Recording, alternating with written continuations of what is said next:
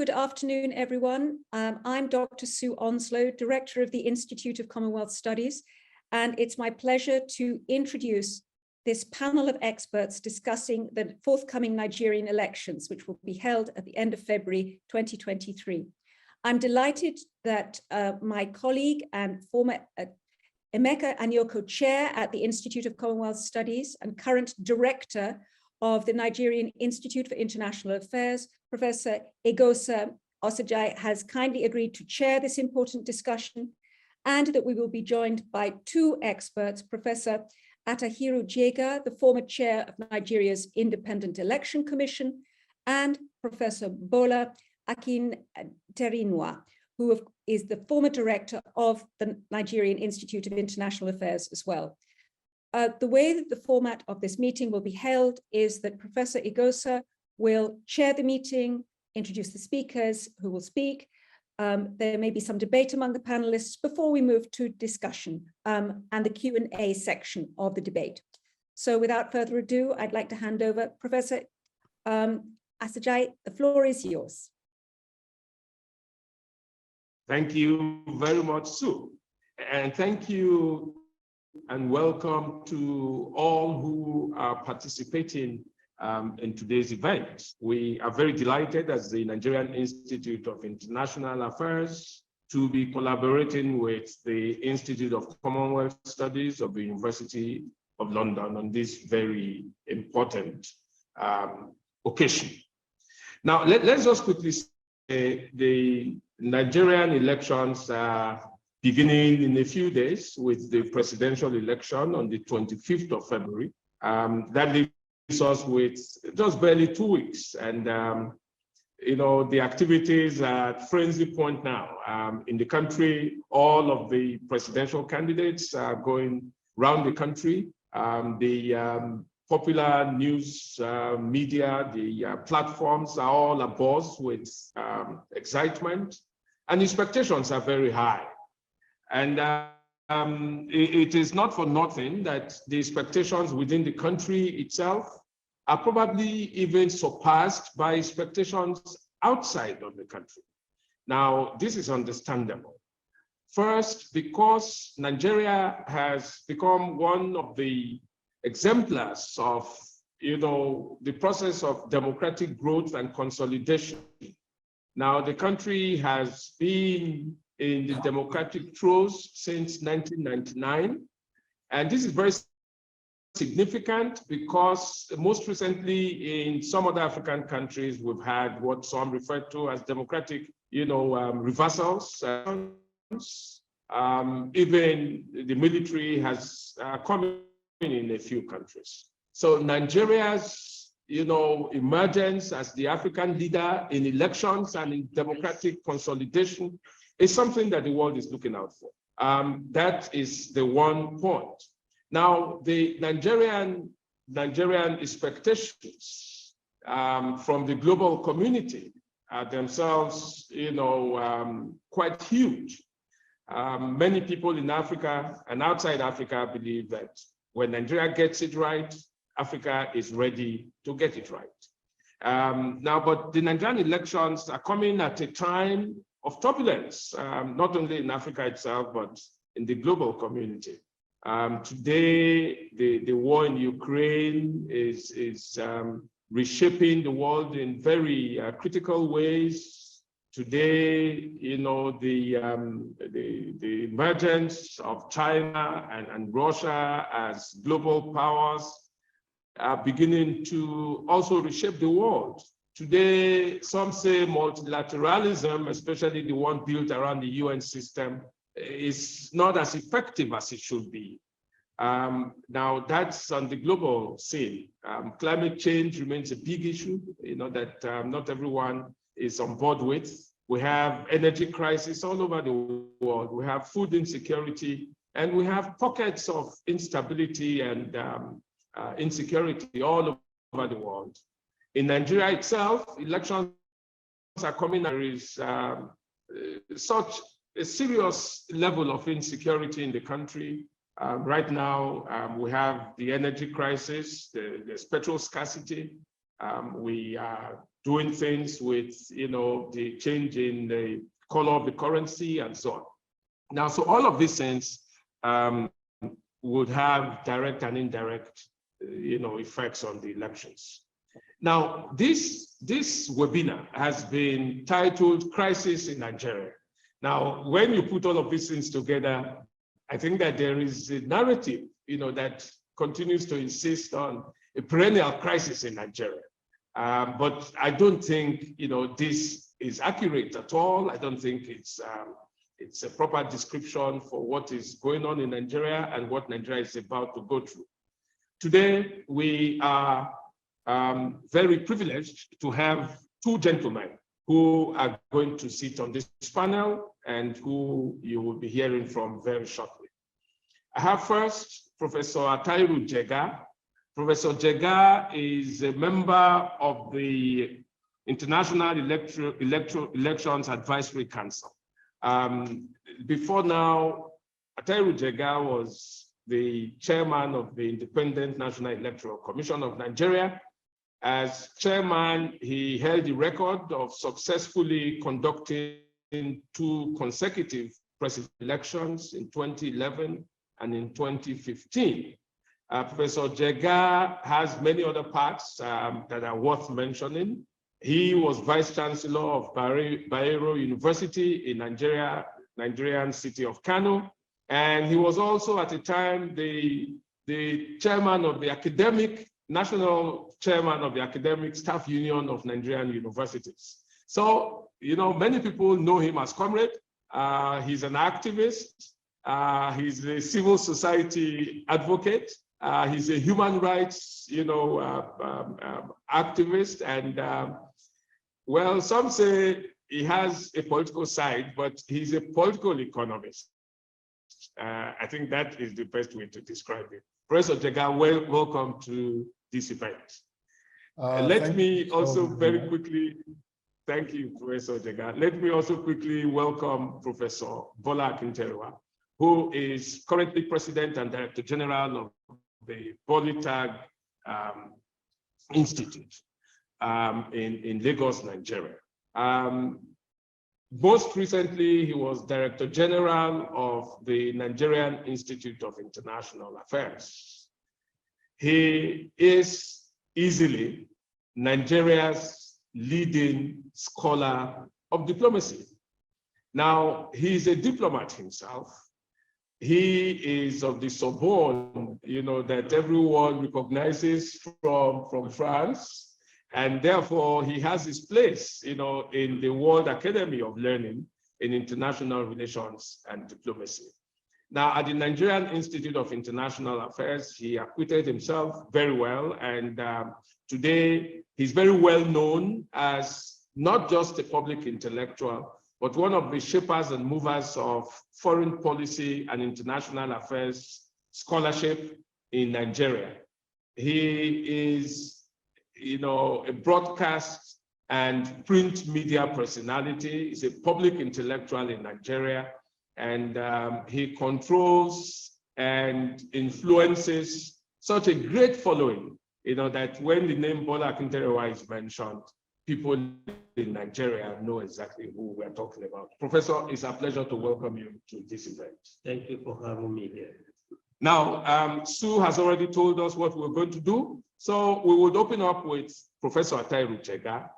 Now, you have seen the provocative title that we have, Crisis in Nigeria. And I don't think, that is true of our situation right now, even in spite of the many uncertainties and risks and the things that lie ahead of us, or even constitute the context for this election. But I think, this is an important election, won't you say? Professor Jega, the next 15, 20 minutes are yours. Thank you so very much. Comrade Osage, the Director General of the Nigerian Institute of International Affairs, distinguished ladies and gentlemen, my fellow panelist, Professor Akinterewa. Thank you for inviting me to be a part of this discussion. And Osage, starting with the key theme for discussion, crisis in Nigeria with a question mark. Certainly one could say it's a bit provocative, but I looked at the ordinary meaning of crisis. And the ordinary meaning of crisis is a situation that is extremely difficult or dangerous when there are many problems. And with this ordinary definition of crisis, I think virtually in every country you can say that there are extremely difficult or dangerous situations or problems. So in that sense, no doubt, Nigeria is in crisis because we can identify quite a number of types of crisis which currently or presently actually engulf Nigeria. And these crises which include conflicts, intercommunal clashes, insurgency, humanitarian kind of crisis, where you have the insurgency, and violent clashes. So to my mind, in fact, you can identify what I call political stroke religious types of crisis, such as the Boko Haram and the ISWAP, particularly in the eastern part of the country. You can identify what I call political stroke ethnic types of crisis, which include the IPOB and the ESN in southeastern Nigeria. Then there are so many socioeconomic crises, such as the farmer-herder conflicts, although they have increasingly also been associated with criminality in the sense of kidnapping and banditry and other things. And more recently, there is what you can call economic crises that are rearing their heads. For example, the introduction of the new cash policy and the associated crisis it has generated, the turmoil we see at ATM machines and the crisis, or rather the disruptions of the banking services and so on. And we also know that Nigeria is engulfed in such humongous debt service challenges that we can actually say Nigeria is also experiencing a form of a debt crisis. So to my mind, yes, Nigeria really is in crisis, but I want to say that really the major challenge is not so much what crisis we can identify in a country. The major challenge is associated with what state capacity and competence is there to manage these crises. And particularly in a country such as ours, that has multiplicity of diversity, certainly these elements of crisis together complicate how these crises are addressed. So the key question is, what capacity has the state using its institutions, its processes, and the kind of leadership that we have to be able to manage these crises such that they do not literally upset the apple cart in terms of either to the extreme dismantling or dismembering the country or disrupting such things as the elections that we are preparing to go into in a few weeks. And I think for me, the major challenge is Nigeria is that capacity of the state to manage a crisis and to ensure that multiplicity of crises do not actually inflame the mutual suspicions and the fears that had historically been embedded in the diversity, complex diversity of Nigeria is the key issue. And frankly, if I have any concern about these elements of crisis now becoming a serious crisis that can disrupt the electoral process, to me, it is really a question of what capacity exists to manage all this. There is no doubt, coming to the issue of elections, that as many people have said, and I agree with them, this 2023 elections in Nigeria can be said to be the most consequential election in the world this year, and for quite a number of reasons. Of course, one major reason is the concern about how Nigeria manages diversity and how the weaponization of religion and ethnicity are going to impact the electoral process, if not the electoral outcome. So because of that, there is a lot of attention and the focus on this election in Nigeria globally. Within Nigeria, of course, we also are concerned about the fact that this election offers Nigerians an opportunity to also have an outcome such as the one we had in 2015. And obviously, that also raises a lot of interest, not domestically, but also regionally and globally. And the third most important, I think, issue that makes these elections consequential, in my view, is the incidences or evidence of reversal that we have seen in the West African sub-region. Some countries have moved from democratization processes to military authoritarian rules. And obviously, there are global concerns about where Nigeria would be post-2023 elections.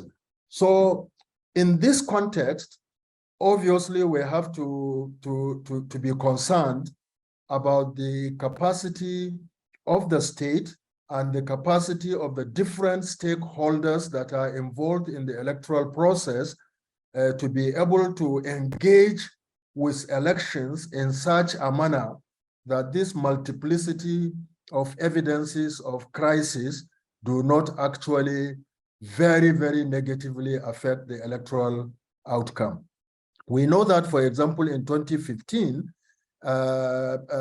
some people even thought that that election was so decisive that it might actually signal the dismemberment of Nigeria as a country. And I think in some quarters, there are also increasing fears about what will happen with the 2023 elections, But to be honest, my own assessment, I think I probably have just a few minutes more. I will say that when we look at where we were in 1999 on this transition to civil rule and being on a trajectory to democratic consolidation, what is clear to me is that the electoral process has come some way in terms of reforms, in terms of efforts to ensure that elections are credible and therefore provide a free, fair opportunity for citizens to engage with the process and to exercise their citizenship rights of electing leaders of their own choices. Certainly, the election management body has come a long way in terms of the reform processes it has instituted. So when you look at all other constituencies, the civil society, it also has come a long way. There are noticeable, remarkable improvements in their engagement through advocacy and other activities. For example, in the electoral reform process that led to the 2022 Electoral Act, and also in terms of sensitization, citizen political education, and civic and voter education. Civil society organizations are increasingly exercising a good role in terms of helping not only towards electoral integrity, but deepening democracy in our country. However, where I see a major challenge is with the attitude and disposition of the so-called political class and the bureaucrats or aristocrats that control the political parties. They have not come too far away from the kind of mindset that they had in 1999 and subsequently in the 6 other elections that we have seen.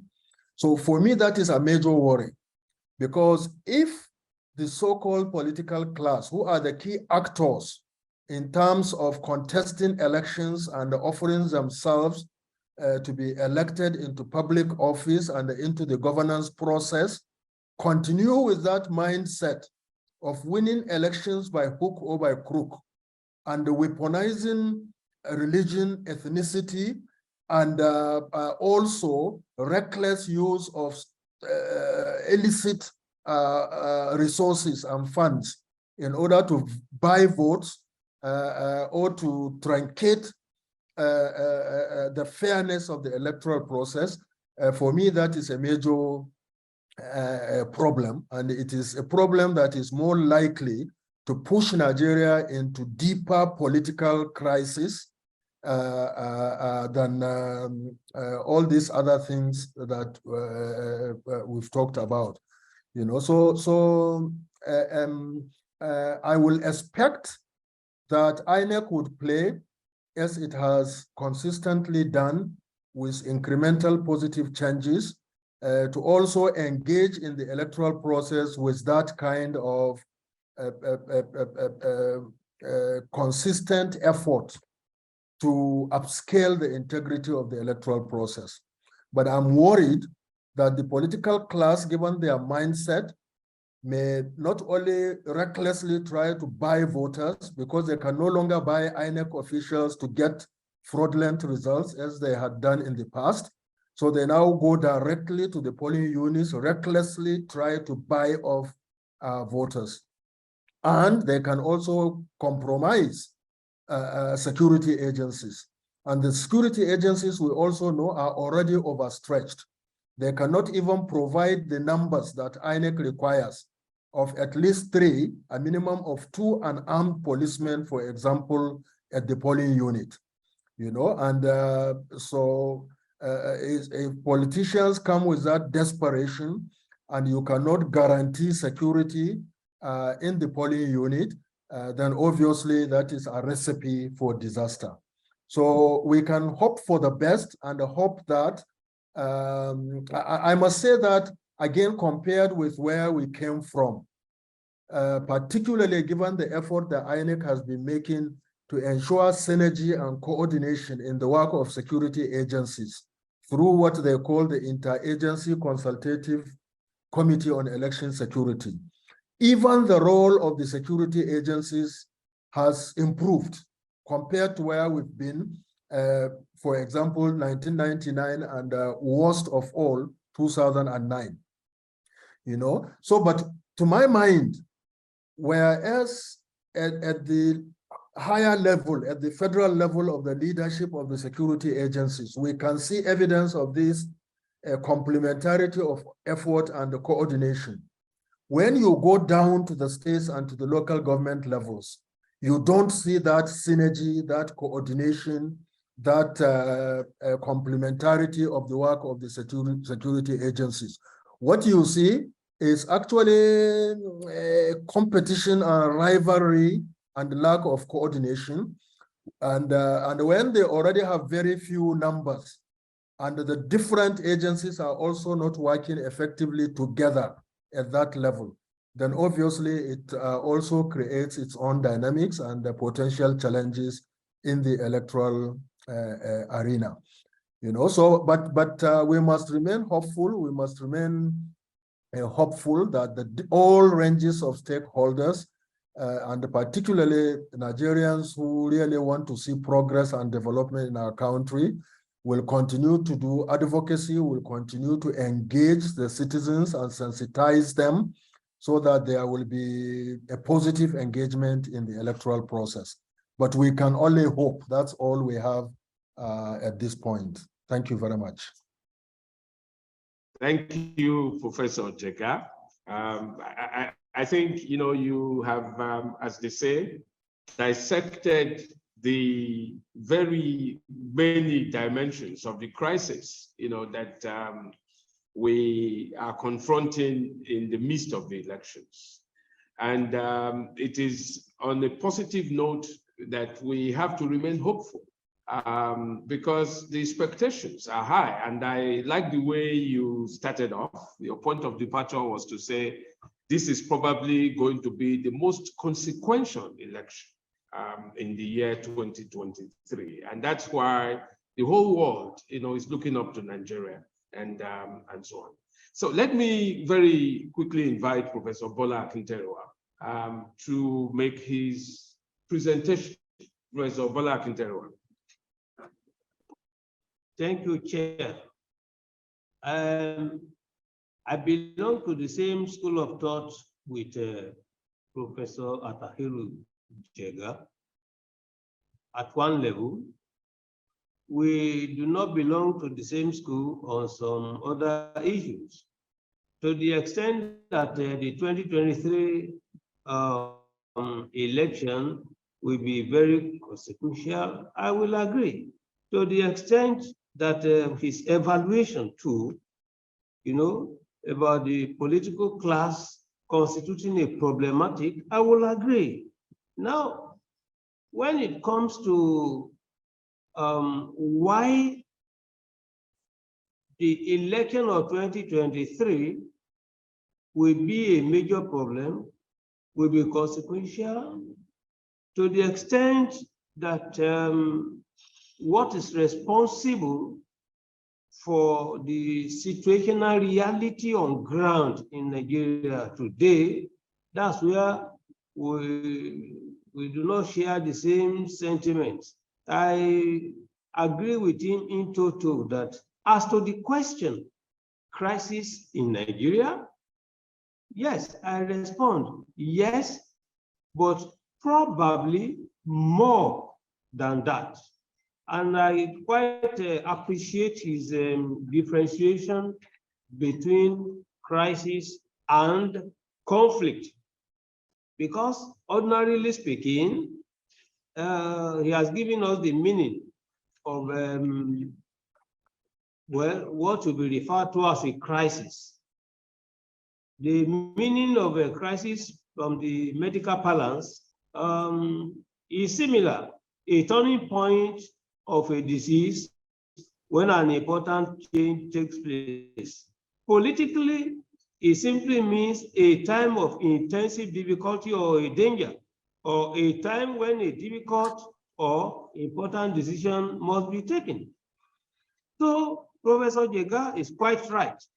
I take my own analytical approach from the polemological school of thought, which clearly states that, look, when you take violence as a continuum, certainly at the lowest, at the bottom, you do have crisis.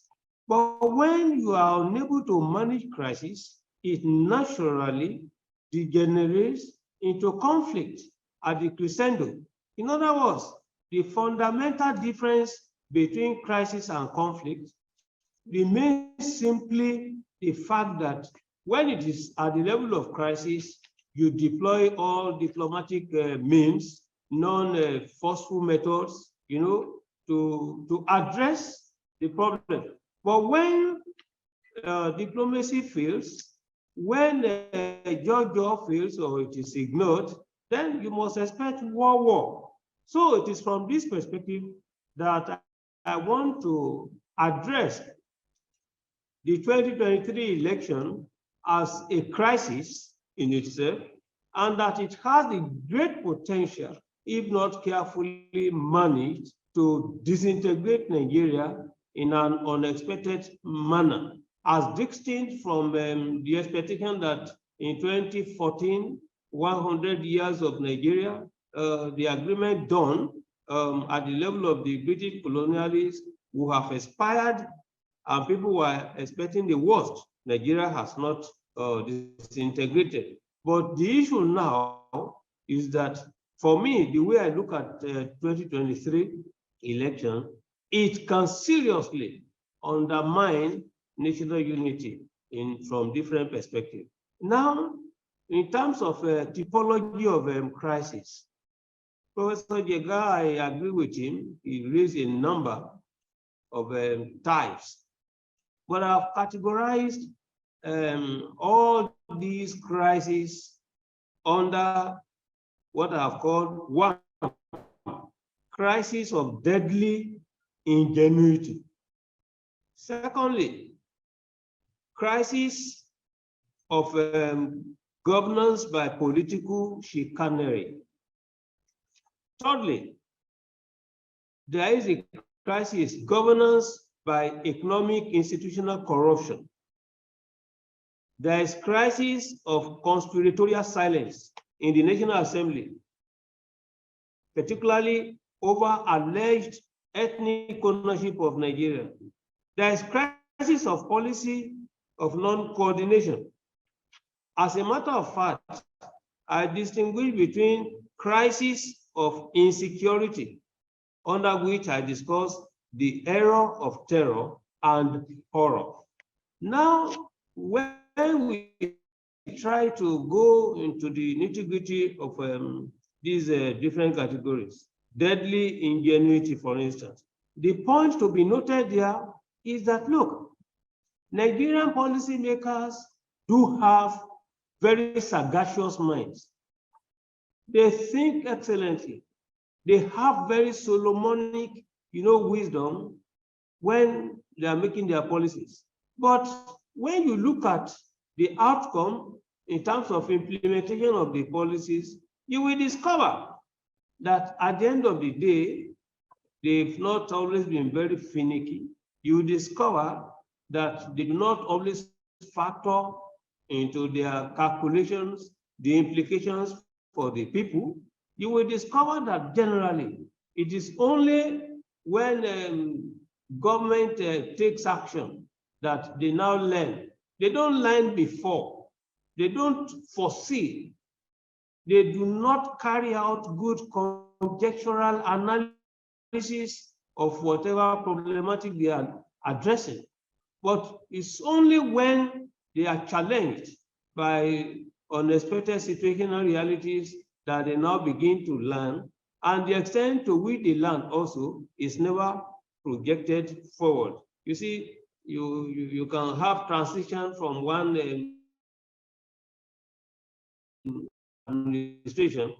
The problem is that the newest, government doesn't reckon with what had been done before. There is no continuation. And as I've said, there is a crisis of non-coordination, of policies. You will discover that something is announced, made public by one minister. The other minister doesn't know about it. And then you will discover that, like the French proverbial saying has it that ordre contre ordre égale désordre. Order and counter order amount to disorder. You have one ministry talking about order. The other one is speaking in the format of a counter order. All these problems now, at the end of the day, they create unnecessary problems for the people. People die. Take example, for instance, this issue of Naira redesign. You can see the implication. People not only fighting in the banks, at the ATM centers. Look, people have been injured. You see people well suited in their suit.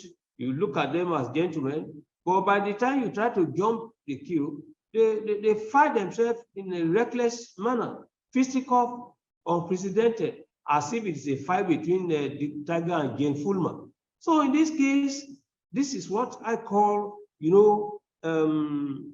crisis of deadly ingenuity. Now, give example of governance by political chicanery. Go back to the crisis of census controversies. Even if you go back to the census organized by the British colonialists, you go back to as far back as 1911, 1921, you go back to more recently, 1953, 1962/1963, 1973, post-independence, you discover that they have always been marred by controversies. I'm trying to point to the fact that the foundation of what is happening in Nigeria today was dishonesty of purpose.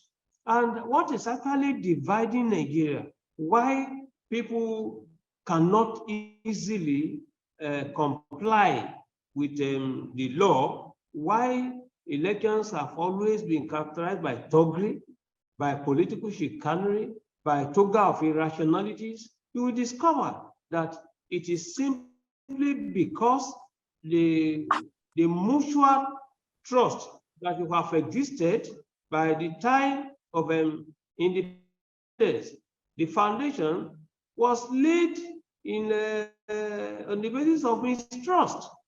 Yakubu Gowon did not help matter by changing the system from regionalism to statism.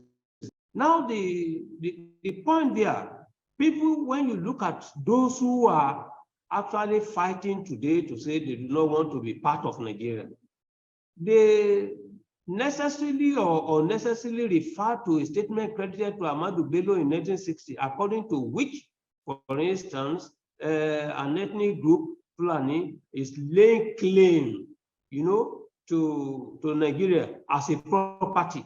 In other words, on the basis of international law, when you talk about the principle of terra nullius, now saying that it belongs to them. Now this what is largely informing the attitudinal disposition of those who engage in violence. Now they are thinking more so that you have some notables in Nigeria, a person like Olusegun Obasanjo, who publicly accused Mr. President of Nigeria, Muhammadu Buhari, of fomenting, promoting an Islamic agenda, Fulanization agenda.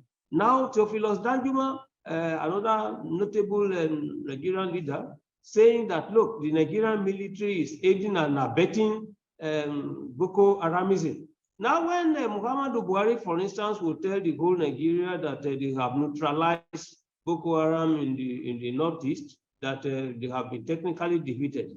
The technical defeat, fine, they have removed their flags, all those things, but they have been transformed into armed banditry elsewhere. So I'm just drawing attention to this, that look, in understanding the election of 2023, you cannot lose sight of the dynamics, what are dividing the people of Nigeria. Please, the people of Yoruba, the Fulanis, the Igbo people, they relate one-on-one with themselves very, very well, no quarrel. But the issue now is that when it comes to the level of elite politics, please, question is asked. For instance, is going by the Constitution of 1999, is the Constitution a military constitution or a people's constitution? The question is asked. Now, when I give an example of a conspiratorial silence in the National Assembly, now people are saying, people are complaining that how can an ethnic group be saying they own Nigeria? National Assembly doesn't talk. Even if you go to Aso Rock to go and meet President Muhammadu Buhari, Buhari's conspiratorial silence is more dangerous, more dividing than ever before. He does not speak on anything. You want to kill yourself, he doesn't bother. You criticize him, he does not bother. And at the end of the day, he has his own purpose. And people now believe that, look, at the end of the day, whether it is right, whether it is not right, whether he has an Islamic agenda or Palestinian agenda, nobody knows. So against this background, election 2023 is such that is going to define the future. And Professor Atahiru Jega cannot be more correct in this particular case. I agree that in terms of democratic processes, we've made a lot of progress. But when we now look at the progress made along the developments of the political stakeholders, Togri has been increased to a high level. In fact, Togri has become a scientific method of enforcing. When President Muhammadu Buhari himself will say APC will win the next election, how does he know? So people believe that APC can only win election only by rigging. Now, secondly, we are there. The president will not make any pronouncement on all these issue of Togri, vote buying. And people believe that they are going to use the beavers machine to rig. I think it's the governor of Akwa Ibom, for instance, who at a point in time raised alarm to say that the incumbent political party in power, they are printing PVCs, they are attempting to rig, and there have been pointers to rigging. Now, the national chairman of the APC said that, look, they must do everything to win election. That's at the level of Osun State election, that they must lead, they must ensure that they win elections. Then let the opponents go to court. Let them go to anywhere running to complain, etc. Meaning now that they say that, look, the essential thing is you win, leave the rest. But it's certainly not going to be like that with what is actually happening. In concluding, you see, there is beauty. There is beauty in dealing with critical issues like this. I think for the future, I am of the considered opinion that the future of Nigeria cannot be bright on the basis of the attitudinal disposition of our president. Why? Because he believes that he can successfully, conveniently govern Nigeria by manu militari. He doesn't believe that he should listen to the people. When you look at the reports of the 2014 conference, for instance, what did he say? He told the people of Nigeria that, look, I've not even done anything with the conference. They are gathering dust. He put them in the drawer. Why will a president, for instance, even if you do not want to read it, you cannot have the effrontery of telling the people of Nigeria, your people, your subjects, that you don't bother about what they say. Now, he says that national unity is not negotiable. Nigeria as a territory, as a sovereign state, is indissoluble. But when you look at international practice, if you look at the case of the Catalans in Spain, who have been fighting for over 300 years, that's to let you know that Nigeria may be, treading along that line of unrest, because the rule, the principle of self-determination, for instance, compared with the rule of uti possidetis jure, that is sanctity of colonial frontiers. The argument is that if we go by sanctity of colonial frontiers as espoused, as put in place in 1810 by Latin American countries, which says that the international frontiers you inherit at the time of independence is what you must continue to inherit. Now, meaning now that if you are to maintain what we inherited as an international boundary, then there's no room for something like internal self-determination. Because if the Igbos, if the Maso, if the IPOB, if the Oduduwa, the public proponents are to have their way, then there will be redrawing of Nigeria's international frontiers. The issue now is that the president believes that, look, because the constitution says you cannot divide Nigeria, it is not negotiable, whatever. There is a question mark. The constitution itself say we the people of Nigeria, and the people of Nigeria say no, we didn't say that one. It is you, the military, that are saying that. So to put the discussion in this particular context, there is the need to be more careful. My answer to the question, crisis in Nigeria, yes, there is, and probably more than crisis. The PNB administration wrongly believes that national unity can be coerced, that terror can be used to correct the error of governance by manu military, or refusing to address the reports of the 2014 conference, or rejecting political restructuring.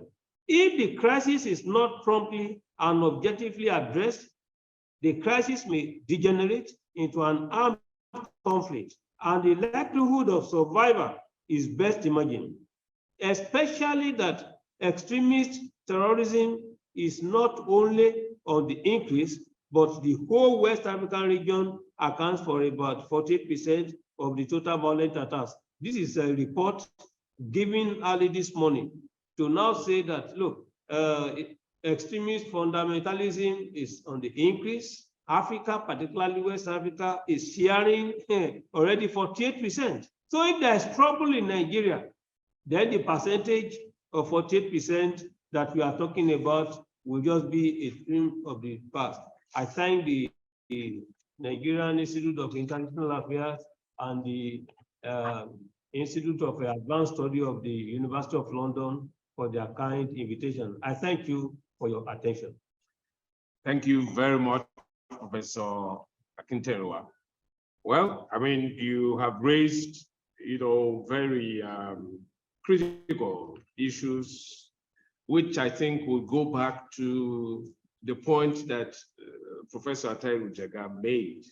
That the crisis, yes, it's what it is, but it is the ability to manage this crisis and, if possible, address the critical issues that you have raised that would matter. And that the elections actually provide a window. If we look at it, even in the scholarship on elections and the place of elections in democracy, these are issues that are to be resolved through the kinds of exchanges that politicians themselves have. Professor Jega has raised the point about how shall we call it? The basic problem with the Nigerian political elite and the fact that, they have those tendencies that don't seem like, tendencies that they themselves are able to manage properly. In democratic, the literature on democracy and democratization identify the elite consensus as one of the ways out, of those kinds of problems. Do we see any consensus building up in Nigeria? How much room do we have, for reconciliation? How much room do we have for toleration? People talk about the South African dream and magic, of the transition in 1994. That whole process, had elites that, were part and parcel of a country that they all desired to hold together. And I think there is one thing that we haven't heard so far, apart from the kinds of agitations that have come. We haven't heard elites saying they would vote for dismemberment of Nigeria. So to the extent that there is some consensus that we should remain one country, I think that's a beautiful and strong position. to begin with. Professor Jaga, do you have things you want to add to this discussion as we unfold? Well, thank you so very much. And I listened very carefully to the contributions of Bola. And I am pleased that at least we agree on quite a number of things. And I'm also pleased with his, I wouldn't say ingenious, but very nice way of categorizing the conflicts as he has done so. Crisis of deadly ingenuity, governance by political chicanery, and so on and so forth. And the point I want to make with regards to this is that actually all of this can be summarized as a crisis of leadership in Nigeria, you know, because unfortunately the electoral process has not been used as it should to bring forth leaders with vision, with integrity, with accommodation, people who are selfless, who are focused on building a strong, united Nigeria. You know, so since 1999, we have muddled through the electoral process and tried to undermine the integrity of the electoral process by allowing politicians whose mindset is in tune with those imposed or embedded mutual fears and suspicions, you know, such that they get into office, they lack the vision and the capacity to address challenges on the basis of equality of opportunity for all citizens. In fact, they have been incapable of addressing the citizenship question by, in their own action, promoting indigenship, which is too divisive, you know, because you can't be a citizen and go to another section of the country and be told that an indigene has more rights than you as a citizen. You know, but that's the kind of leadership we have. And they all emerge through this electoral process that is manipulated, that is managed. So for me, frankly, I do not see, as Bola has, seen the 2023 election as a crisis in itself. I see it as an opportunity that can be used or misused or abused. And the challenge is how citizens can use that opportunity to bring changes in the quality of representation and leadership that can now occupy public positions, you know, and minimize all that mutual trust and suspicion by their own actions, by their own example, and by their own passion about promoting what unites us rather than what divides us as a country. And we should not really, we must work hard to minimize the possibility of misusing the opportunity that really the 2023 elections provide to us. So that opportunity can be negatively affected by the other issues of crisis, which I have indicated, you know, but we have to work hard to see how we can address this. You know, so frankly, for me, yes, we have a history of mutual suspicions and fears, and these have been reinforced under military rule with its authoritarian disposition, and now is being further entrenched by the mindset of the, you know, Osage, many of us in the social sciences, political science in particular, are beginning to characterize the politicians with this kind of mindset as militians, because they learned, yes, they are not Democrats, they've learned the tactics and their politics under military rule, and they are the ones, because of that leverage, that since 1999 have been dominant in the political arena. And they are the ones who use money, who use this manipulation of ethnicity and religion, you know, to manipulate the electoral process and continue to get elected in the process. Meanwhile, they are visionless, In fact, many of them spend more time trying to win elections by manipulation, so that when they get into office, they don't even know where to start or what to do, and they become overwhelmed by the routine work in governance, rather than how to address all these national challenges we are talking about. So the other point I want to make, Bola, we need to be very, very careful, we as social scientists, about how we use what we hear people say or what we read on the social media. I am not here to defend anybody, but I want to tell you, and I will challenge you or anybody who is in this audience to go and check that statement that was attributed to Ahmadu Bello. I checked it myself. I asked my students to check it. You can't find it anywhere in the published statements of Ahmadu Bello. But meanwhile, it has gone viral, and many people now, including respectable people like you, are now using it and presenting it as if it is gospel truth.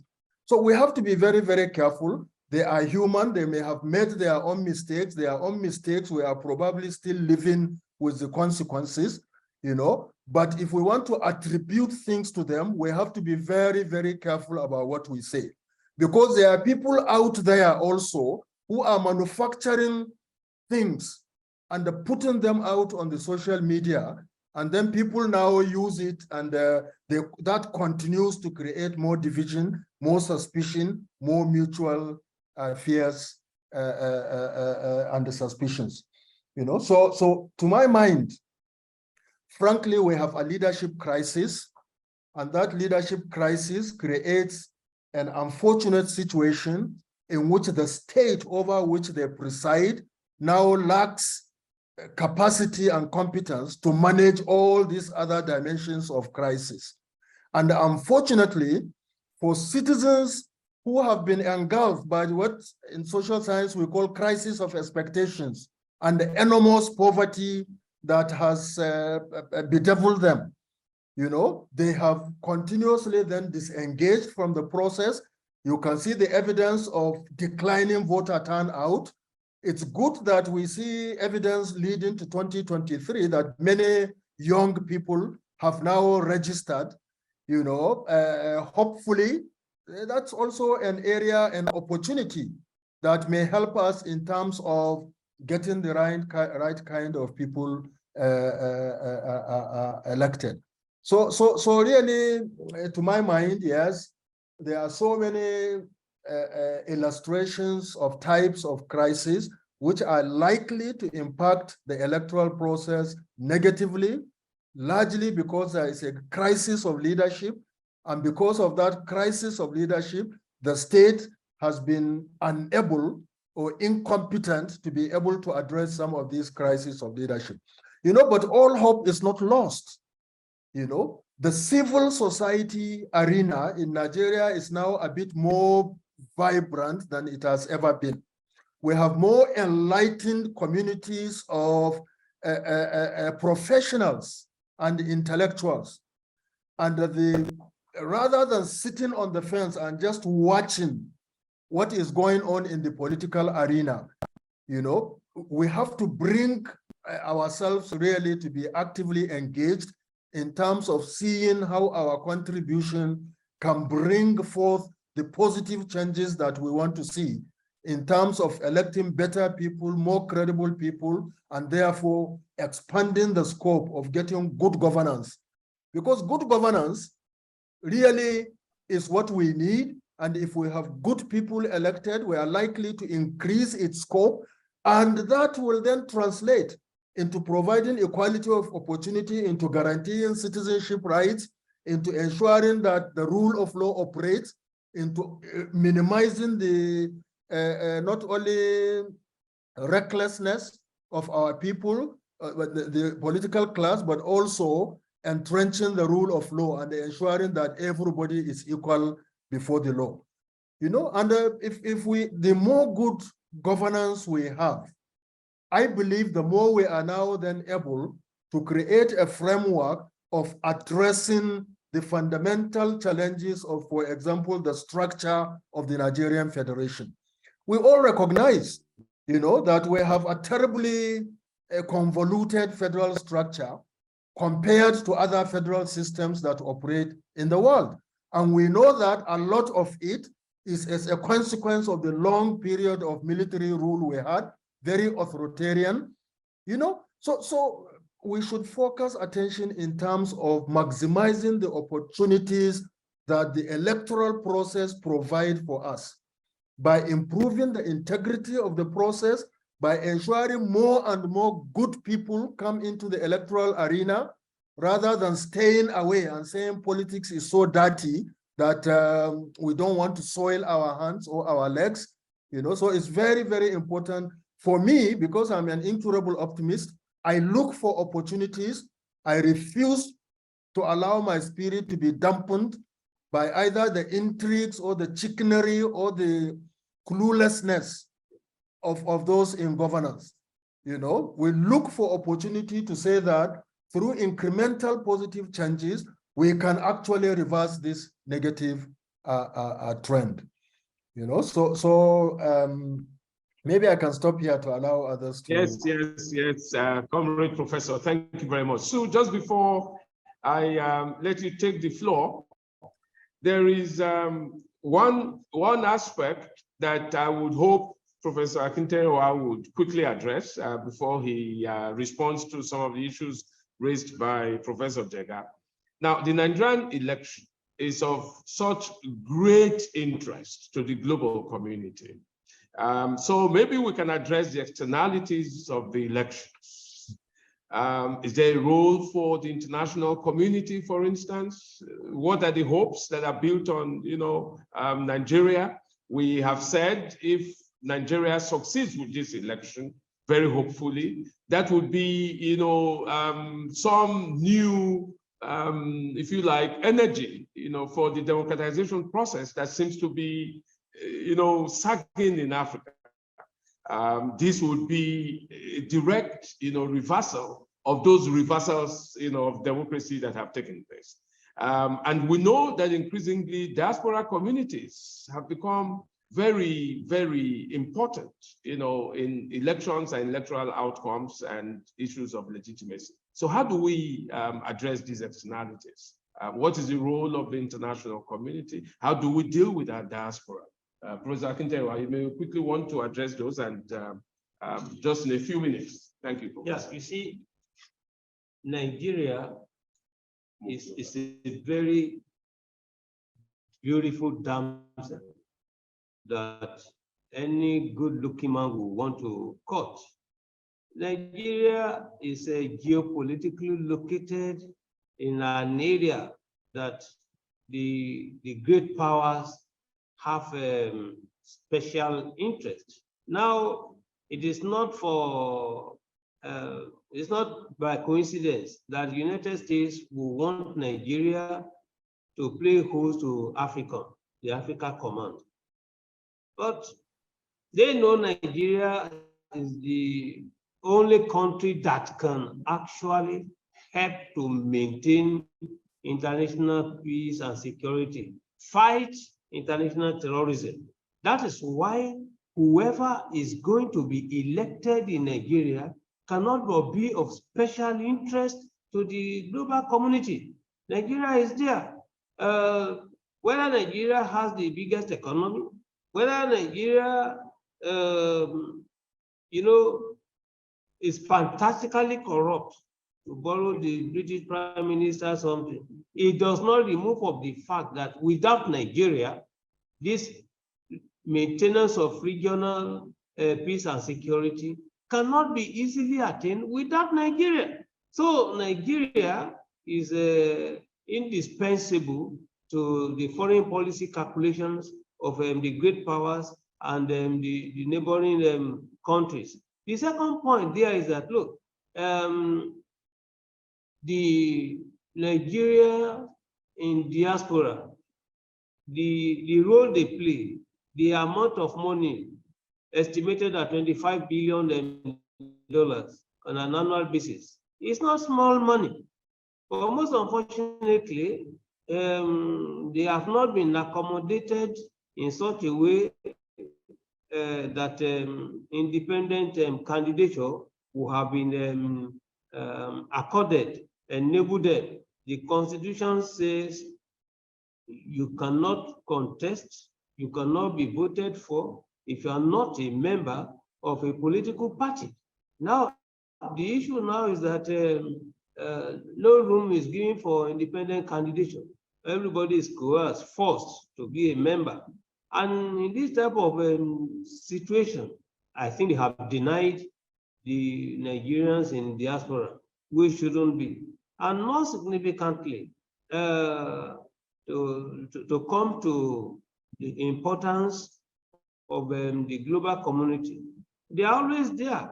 They are coming in either as election monitors. They have been providing money for training of,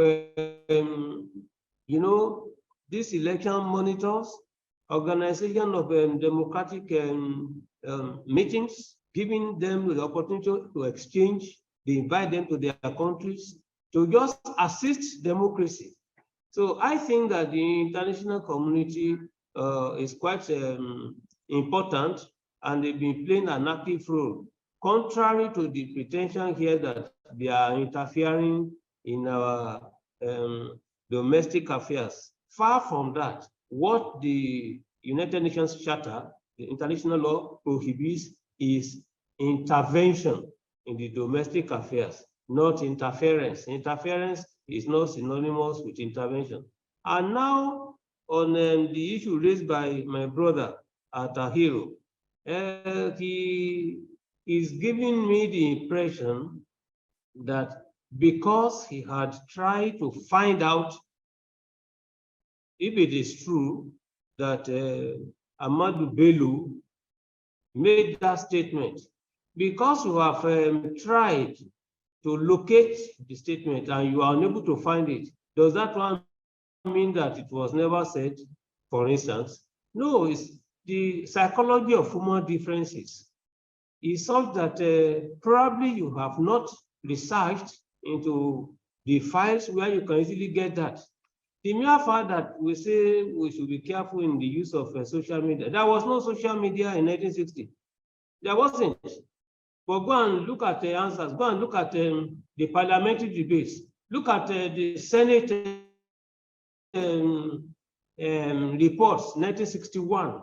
I don't know whether it's as from page 61, I cannot remember. Where, for instance, the debate, the dispute between some senators from the Southwest, from Lagos, were in dispute with the new prime minister on the issue of allocation of just houses, for instance. Houses. Now, the decision was taken that, look, the new people to be recruited following independence, they say that, look, they should be given accommodation. Some Southerners that were in the houses had not left because they were to be redeployed elsewhere. So the issue for government now is to say, well, you must find a solution. Please go and read that one. Is there documentary? It does not have anything to do with social media. And if you are relying on social media, I refer you to the interview granted by the governor of Bauchi State, Bala Mohammed. I think it was an interview that lasted for about 30 minutes when they were discussing this issue of bringing the Fulani from Central West Africa, and all those things. You see, what is dividing Nigeria? Do I have problem as Bola with you as Atahiru? We don't have. Is it not because of our camaraderie and patriotism? When you were INEC chairman in 2011, I was Director General of the Nigerian Institute of International Affairs. Didn't you appoint me as a coalition officer? Was I not the returning officer of those things? By that time, please, during break, I have to carry all documents, electoral materials with me. I will go to Victoria now to go and urinate because I do not want a situation whereby people will force me or they say they get documents. We don't have problems. You as Fulani, I as Yoruba, we don't have problem. But when our leaders I agree with you that there is crisis of leadership. When, for instance, people who came to Nigeria to live, ECOWAS protocol says that after 90 days, if you are going to stay in any member state as a community citizen, you must apply, you must regularize your situation. What did Buhari do by that time? Buhari, rather than sanctioning them, gave them 6 months to go and regularize. And people were saying, why? They should be sanctioned. These people were threatening us. Secondly, when Chamberlain, I think Chamberlain asked the governor of Biafra State, no, it's not Chamberlain, it's the other guy. Is the other guy at the store, Ayo, who asked him, when do you intend to bring all these Fulani from Africa? Because the governor said that we have ungoverned spaces, we have a lot of land in the north, is not being made use of, that if we bring people, then it will be a case of translating, making, for instance, the desert, the area, useful, functionally useful. Then when he was asked, when will this one be? He said, we have started, we have been bringing people from Central Africa, from West Africa. Now when the issue of herdsmen, farmers, misunderstanding came into being, people now said, yes, but you brought them.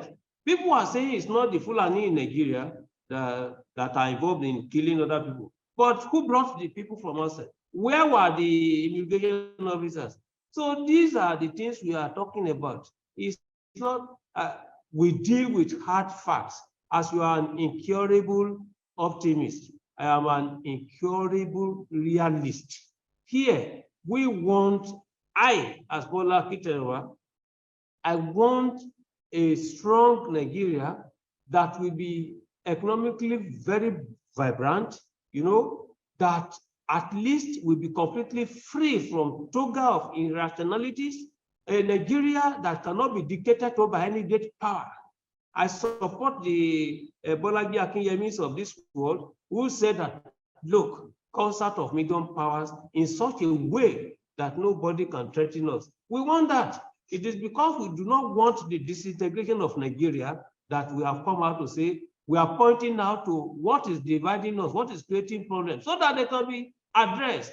And I conclude that you are very right on your point that, look, how do we manage? How can we bring this state capacity, for instance, to deal with all these issues? But 2023, if you say it's an opportunity, when I say it's a crisis, please, some parties, APC government cannot be accused of planning. When I say accused, it's not from social media. Udom, Akwa Ibom, they came out. The list of PVCs that are being planned to rig election, you will see different names all along. I will forward that one to you. They organized press conference. I listened to it. So in this case, I am not unnecessarily influenced by what I read. I listen to that one. I look at empirical cases, what you say, you as a stakeholder when you wanted to be president. We now put all these things together to now say that, look, if people are planning to rig, if I tell you my own understanding of why Emefiele, for instance, came up with this currency design, you will laugh, but that is the beauty of thinking. One, Emefiele, for instance, you accuse him of funding terrorism, right? You said you prevented him from becoming president after he had expended money. And I say that that in itself can incite him to fight the politicians back to in reciprocal manner. And since Buhari himself now wants to leave legacy, Buhari is an honest man, nobody is disputing that. But when he keeps quiet, he doesn't say anything, everything stops on his table. Adahiro, the battle has just started. Let us fight for a Nigeria that we protect our own interests as old people. It's not just young people. Our own interest is still there. Okay. Thank you very much, Professor. Please, I have to, many people are listening into this discussion who are not as familiar as us with the details. And I have said this, I want to repeat it. I'm not here to vouch for anybody or to hold brief for anybody. I was specific about a point, Bola, that you made about what you said, people said about Ahmadu Bello. In the pre-colonial times, in the heated discussions about independence, they have made, both Tafawa Balewa and Ahmadu Bello have made statements in the legislative debates, 1946, 47, So those ones are clear, they are written, and everybody knows them. But this thing that you said, that Ahmadu Bello was said to have said, and it could not have been in 1961 because Ahmadu Bello was a premier. He was not a member of the House of Parliament in 1961. So the records of Hansard at that time cannot provide evidence for that. That is the particular point I said. I have investigated it. It was so damning. I've been a political scientist for 46 years. I thought I have read quite a lot. I've never come across it about Ahmadu Bello, So if you have the evidence of that statement, please share it with me. I stand to be corrected. That's what, but because of what I know as of now, that's why I'm saying let's be very, very careful about just picking what somebody said, because there are so many people out there creating fake news and putting it there. And if we as respected academics pick just that kind of point that cannot be verified, it helps to further create that animosity and mutual suspicions and fears. That's all I'm talking about. I'm not talking about Buhari. I'm not talking about anything other than that specific statement that you made, which I attempted to verify. You are right. The information may be there. I haven't seen it. If you have seen it, share it with me. And that's why I put it as a challenge. I stand to be corrected. Anybody can try to find out the information about that. Otherwise, my own cautionary note is just that we have to be very, very careful. We can be passionate about some of these things, but it doesn't take us anywhere. What is most important is we have a leadership crisis. How do we address that leadership crisis? We said we are having elections, and unfortunately, over 23 years, our elections have not given us better leaders, whether in the National Assembly or in the executive branch. How can we continue to look for opportunities in the electoral process to ensure that elections have integrity, to ensure that elections are not subverted by all these other crisis elements that we've discussed about, so that the elections can help us have better people every election cycle. And that is how we can address the crisis of leadership, and that is how we can be able, that is how we can have people who have vision that they can implement for the whole country, who can drive reform processes that can help us address some of our most chronic structural and other policy deficiencies, because we need that. But now we have people who spend money or mobilize religion or mobilize ethnicity, and you and I at the intellectual plane have to be careful about falling into their traps, because we fall into their traps if we keep rehashing. This one said that, this one said that. Yes, there are facts, they are real in some cases, but let's be careful. If it's facts, let's ensure it's fact, but let's please try and move beyond all this and see how we can rescue our country and our people, if not for us. I'm sure you are probably older than me, but I am old, I have grandchildren. I'm no longer thinking about myself. I'm thinking about my children and the future of my grandchildren in a united Nigeria. So I think for me, that is the focus. But there is no time. I wanted to say something about the role of international community and diaspora, but I think he's made yes, very quickly. Thank you. Yes. So for me, I agree that Nigeria is a beautiful damsel and all sorts of suitors would pay attention to us, you know. And I think some of the regions are very clear. Nigeria is a huge market. And obviously we have many trading partners and they appreciate the percentage contribution of trading with us, particularly as a major oil exporter, you know, that gives a lot of businesses to multinational or transnational corporations. And also Nigeria has been playing surrogate roles in international relations. This issue of peacekeeping, peace building, whether in the West African sub-region or in Africa continentally, or even sending people, I see it as a surrogate role. We know many countries are afraid of putting boots on the ground.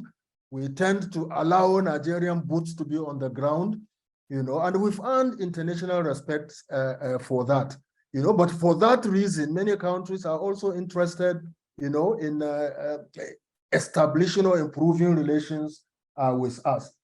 But we also know the consequences of failure and crisis in Nigeria. Not if we allow Nigeria to be engulfed in serious crisis and instability, it's going to affect the West African sub-region. Just imagine a percentage of Nigerians, you know, migrating to other West African countries on account of violent crisis or tendencies. You know, so it's a very, very serious issue of global dimensions, not just in West Africa, even for Africa as a whole. So because of this, international community would have an interest, whether it is too self-centered or realist in the context in which you talked about it, or genuinely. For example, everybody wants Nigeria to be a model of democratic development in the context of authoritarian reversals. You know, so because of all of these reasons, I think international community not only has a role, they also need to intervene positively in order to ensure that we get it right. Not interference, you know, but messaging is very important. Messaging that can moderate the excesses of our reckless political class, and even actions. So I was very happy. Some people say, well, the visa ban may not be effective and so on, but I see it as a good move, you know, by our international partners and friends, you know, because if you know the psychology of some of these desperate politicians, you know, a visa ban is actually the beginning of wisdom for many of them.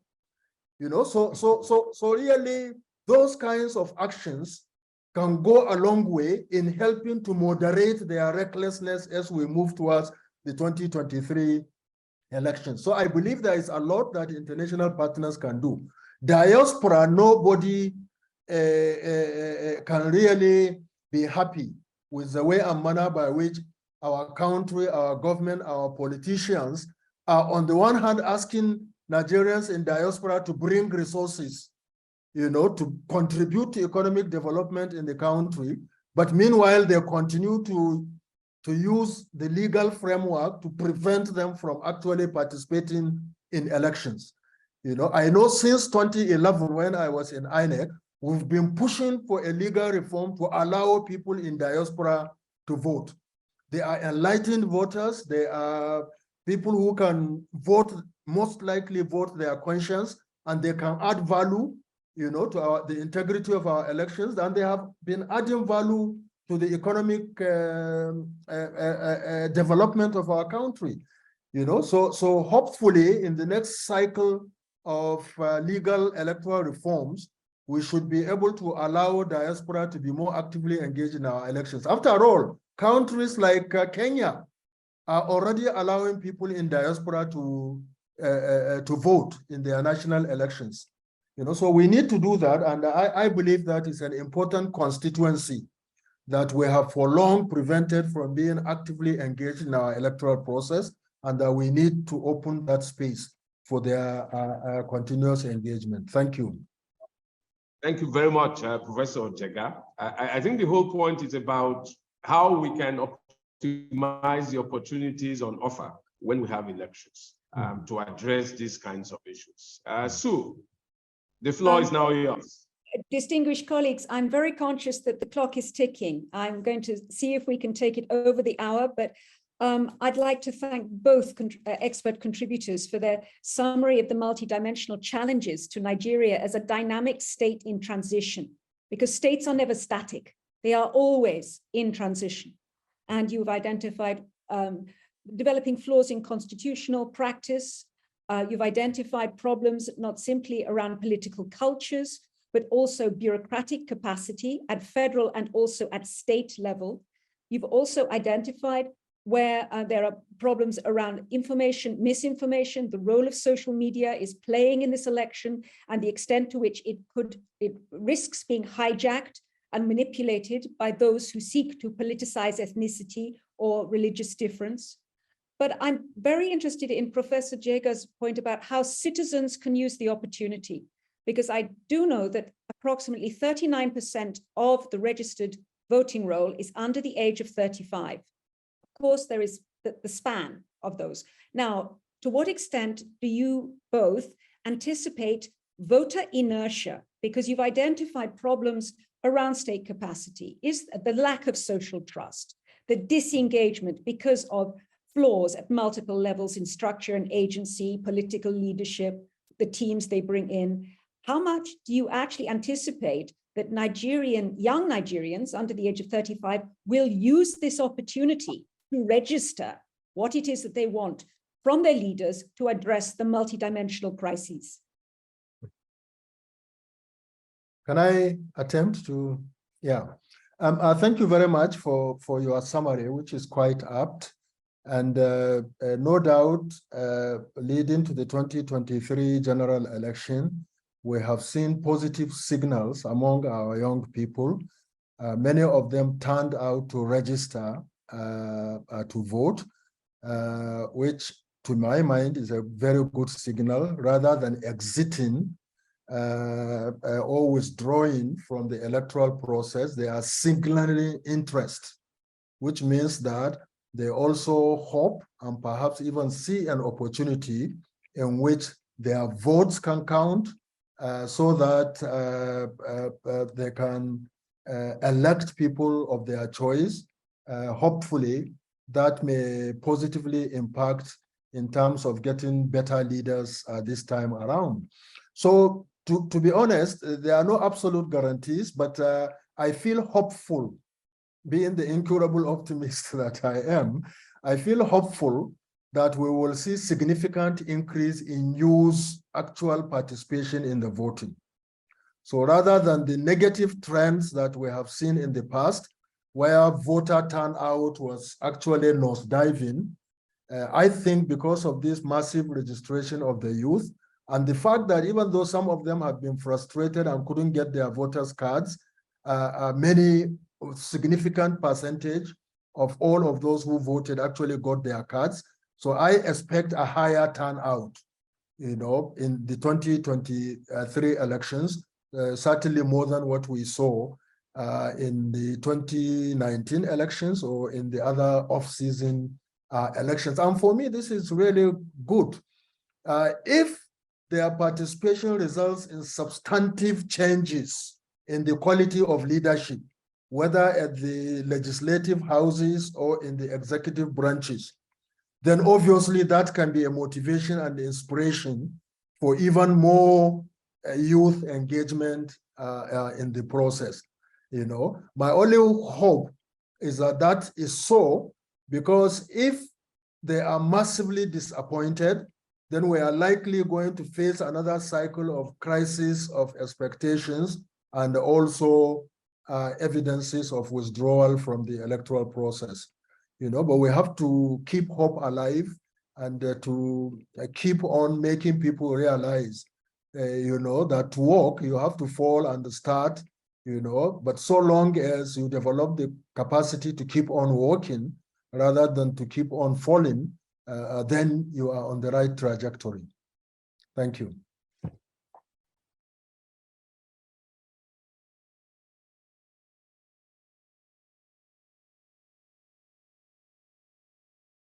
I'm sorry, I'm not hearing you.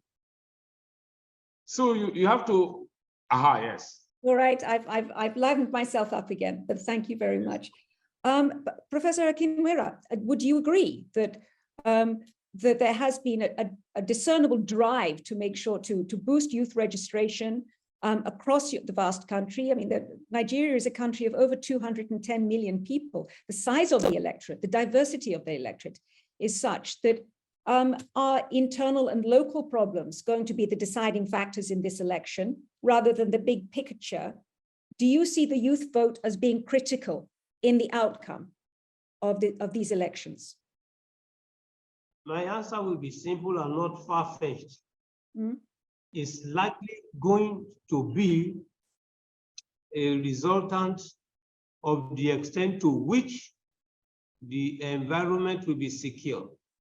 As it is, with the insecurity of the environment, and which I can say is, deepening with attacks on INEC offices here and there, with carrying the battle to the doorsteps of politicians in their homes.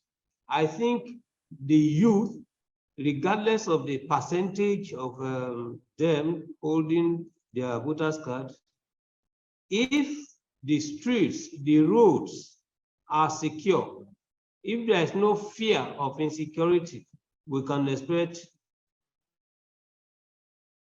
a large turnout.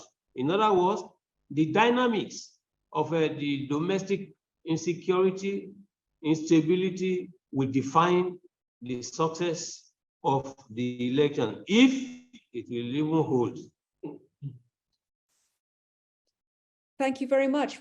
That, of course, is relevant also to the Commonwealth Election Monitoring Mission, which is visiting Nigeria to monitor the elections under the leadership of former President Thabo Mbeki.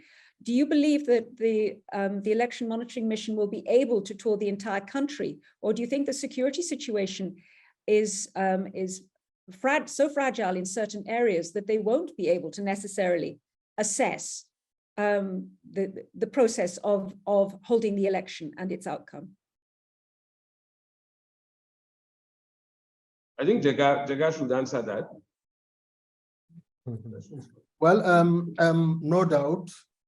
no doubt that there are security challenges, or there is insecurity in many parts of Nigeria that can give cause for concern.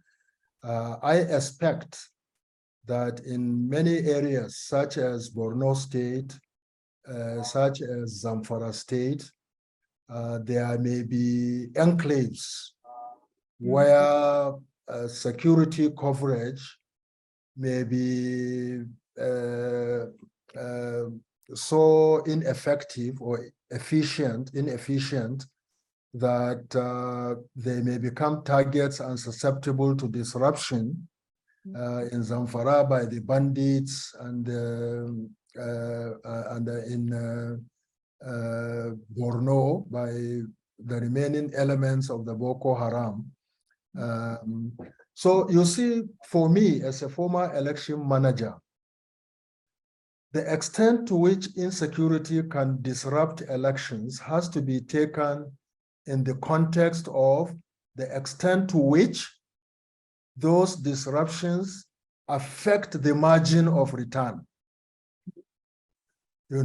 So I will expect that some polling units all over the country, principally in the southeast, due to the activities of ECN and the IPOB, and in the northwest, due to the activities of bandits in some parts of Katsina and some parts of Zamfara, I will expect some disruptions in some polling units.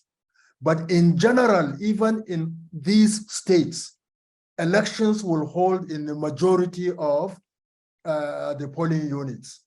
You know, so I therefore think that the disruptions are likely to be statistically insignificant in terms of affecting the return, particularly with regards to presidential elections, also with regards to governorship elections.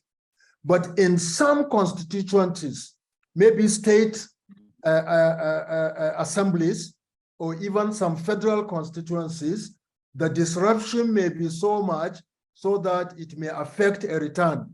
And therefore, elections may have to be conducted in those places after the general election, when security can be concentrated in these areas for elections to take place. You know, so frankly, I compare the situation we are in now with the situation we were in 2015, particularly in Borno State with the Boko Haram. And we were able to conduct elections, if people recall, in 2015 in Borno State.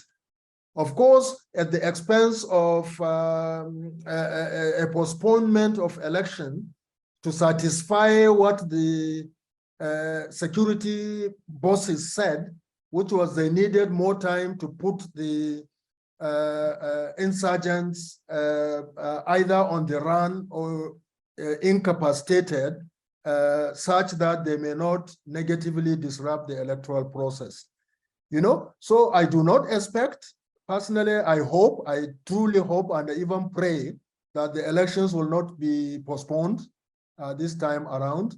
And I believe that even if in some places there were disruptions by either insurgents or ECN or bandits, the areas that they will disrupt will be statistically insignificant in terms of affecting the presidential elections and virtually most of the governorship elections. But some constituency elections results may be affected. But I think that can be managed after the general elections. Thank you very much. Professor Akinwera, what is your view on Akinterewa, yes. Yeah, there's no disagreeing with Professor Jega. If I accept the dynamics of his insecurity, which is that, look, if we are relying on Boko Haramism, armed banditries, all those things, yes, substantially there may not be disruptions, and statistically, well, the results may be insignificant. But what I foresee is that insecurity this time in 2023 is not likely to be more adversely affected by this issue of Boko Haram, armed banditries, IPOB, insecurity, but by the fact that many voters, the youth, many people believe that this time, under no circumstance, should election rigging, vote buying be condoned. And they are waiting.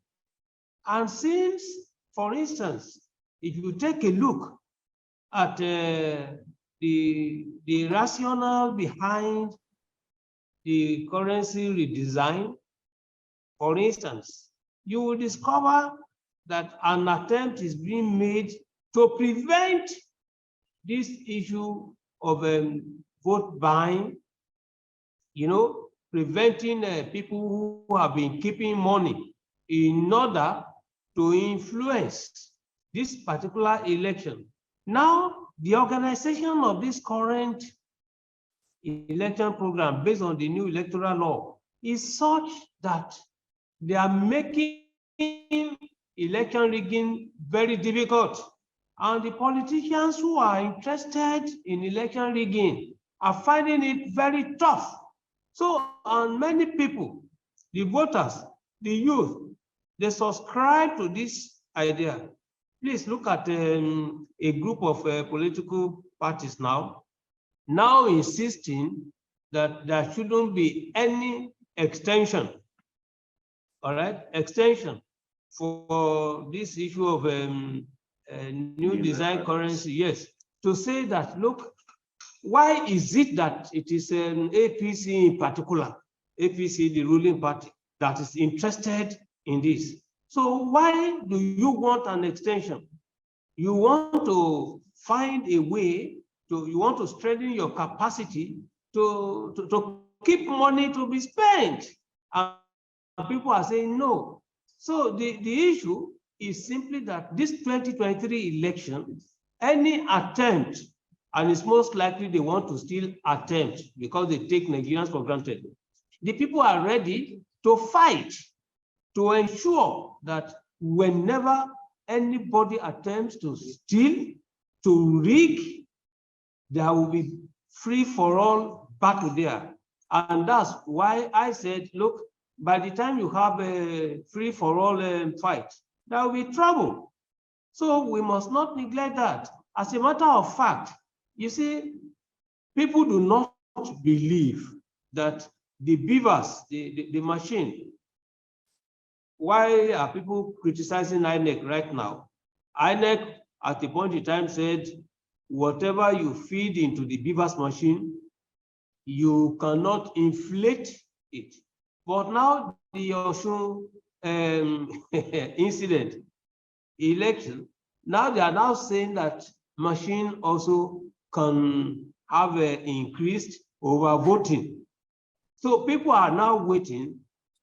This is where the problem is. We should be dealing with current dynamics of insecurity. That's what I'm looking at. But essentially, I will not disagree with my brother because he still based his analysis on factual analysis. But conjecturally, the way it is, the way Nigeria is as of today, it is mutual suspicion. Everybody is checking the other, who will do what, and they prepare to do that, to fight themselves. Professor Jega, you wish to Yes, I'm particularly on, look, they say never say never. So nobody will say that there will be no violence. And there may be many triggers of violence, including the ones that Bola talked about. And as we have discussed earlier on, the mindsets of our politicians about winning by hook or by crook can certainly result in some violence. But I think when we talk of insecurity, we are normally thinking about these challenging situations where security agencies will not be able to manage and contain them to the extent that there will be disruptions of the electoral process in such a significant manner that it will negate the whole exercise of the general elections. You know, so, but the point I wanted to make is just with regards to Bola's point about beavers. Frankly, if there is anything that we must commend INEC for, and that we should be hopeful that will impact positively on the elections, it is beavers. The beavers is a remarkable improvement over card reader, which we used in the 2015 elections. The card reader ensures authentication and identification of a voter, you know, when they come before they vote. You know, and we were only using fingerprints on the card reader, and the fingerprints were very challenging. So it created a lot of problems and the delays, and sometimes fingerprints could not be captured properly by the machine, and that added to the anxiety and the relative chaos in the polling units. The beavers now takes both the fingerprints and the facial recognition. So if it does not take your fingerprints, it will take your iris, you know, your photo. So it enhances, it brings the possibility of a genuine holder of a card being accredited from about 60–70% to now almost 90%. Also, it keeps the records of people who are accredited to vote. And what the Oshun judgment has shown is that if people tamper with the manual tabulation of the results and you added some votes, the judges are now looking at what Beavers carries. And if they now see that the results you have manually tabulated are in excess of the records in the Beavers of accreditation, then they cancel those election results. And then they recompute the results, you know, and make an announcement as to who is the winner. That's what we have seen in the Oshun judgment. Of course, there are other challenges, which perhaps there is no time to go into, but we must recognize that even in Oshun, the Beavers has played an important role in improving the integrity of the electoral outcome. Thank you very much indeed for that very important summary, as you say, sir, of the critical importance of electronic verification through biometric voter affirmation of the process and the extent to which that this then helps to minimize, although it still may exist, to minimize vote rigging. Colleagues, I apologize, but I must draw this very interesting discussion to a close. I would like to thank our expert speakers and also Professor Osegai for his adept and highly knowledgeable chairing of this discussion. It has been a very wide-ranging discussion where you have picked up on many of the issues which have been raised in the chat. The discussion between you was so energetic, I didn't have time to go through the questions individually, but you have highlighted the challenges that exist in the current Nigerian situation. I had deliberately phrased the title of this seminar with a question mark, because it is not in any way to simplify the challenges that confront Nigeria, nor indeed to minimize the difficulties going forward, in the clear realization that even with the most adept leadership, with capacity at bureaucratic level, in terms of teams of advisors, the complexity of challenges coming out of the COVID crisis for the Nigerian state are many, they are complex, and they're interrelated. But Nigeria is certainly a beacon in terms of its continued development towards democratization and good governance. And I sincerely hope that it will buck the trend, which we have sadly seen across Commonwealth countries, of a shift towards authoritarianism and populist nationalism. So my very best wishes to Nigerians as you go into the polls. And I hope that Nigerians get the answer that your state, your country deserves.